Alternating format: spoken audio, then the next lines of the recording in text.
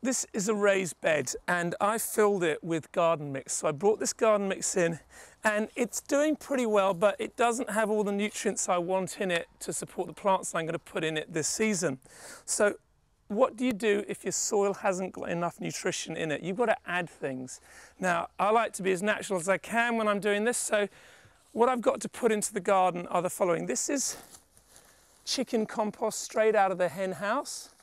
Cleaned that out the other day. This is pea straw, so that's what we use as a mulch, but you'll also use it as a soil conditioner.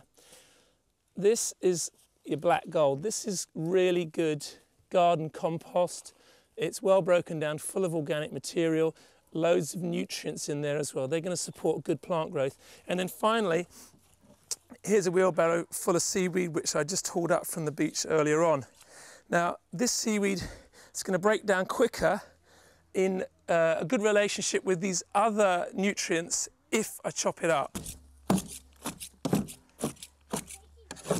So the important thing about all of this is that what we're doing is we're feeding our soil.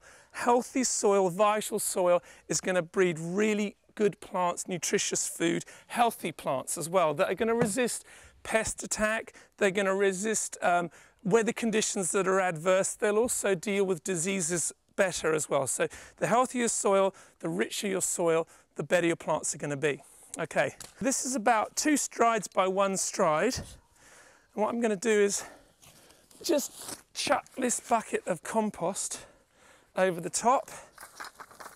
And, you know, you don't need to worry too much about accuracy. This is a bit like making a cake or making muffins. You want to have a good mix where you can see all the different ingredients mixed in together. A little bit of pea straw. And that's a really important thing in gardening. In general, it's all about diversity. It's about mixing things up. And that goes with our planting too.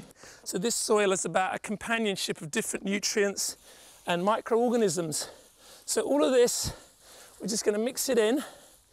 And what this is going to do is it's going to start to feed the worms, the invertebrates, the microorganisms in the soil. They're all part of the process of breaking the soil particles down into the nutrients that our plants want to grow.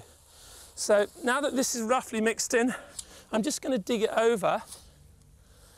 And the important thing with things like seaweed and manure is that if you cover them with the soil, they decompose a lot quicker. If you leave them on the surface, they tend to harden off and they don't break down nearly as quickly. That's us pretty much done. Next door, this is soil that I previously dug over. Now, the board is here because when you're working on your garden, you don't want to stand on it too hard. I'm squatting, so that's okay, I'm allowed to do that. But have a look at this now. This is about 4 or 5 weeks ahead of what we've just done.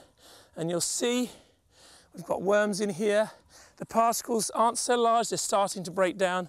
This is looking like a really rich, nutritious soil, and it's ready to go, ready for plants.